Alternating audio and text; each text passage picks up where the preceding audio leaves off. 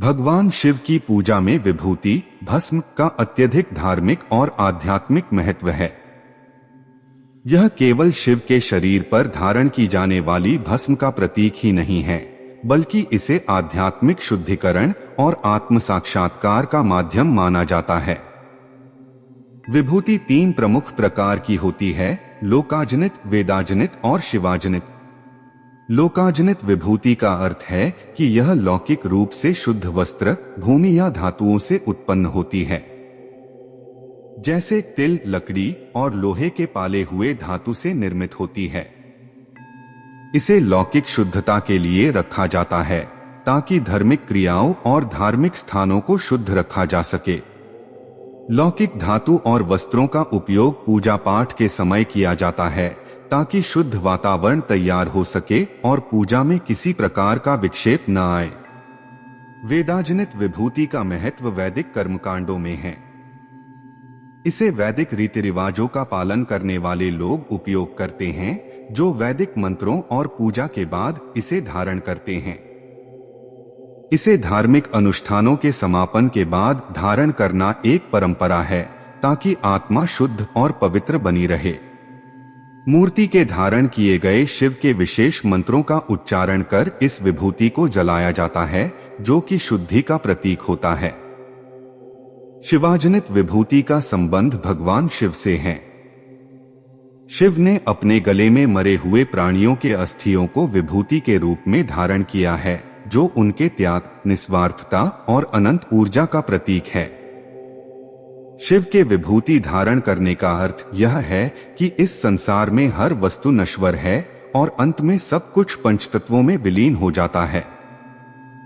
शिव की विभूति धारण कर मनुष्य को यह सिखाया जाता है कि इस संसार के सभी भौतिक सुख दुख अस्थायी हैं और अंतिम सत्य आत्मज्ञान तथा मोक्ष में निहित है।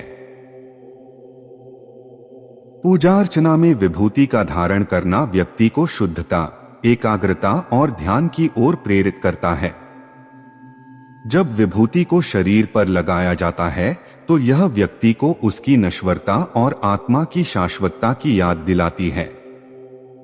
विभूति से पूजन करने वाला भक्त अपने भौतिक और मानसिक बंधनों से मुक्त होकर शिव के शाश्वत स्वरूप से जुड़ने की दिशा में अग्रसर होता है।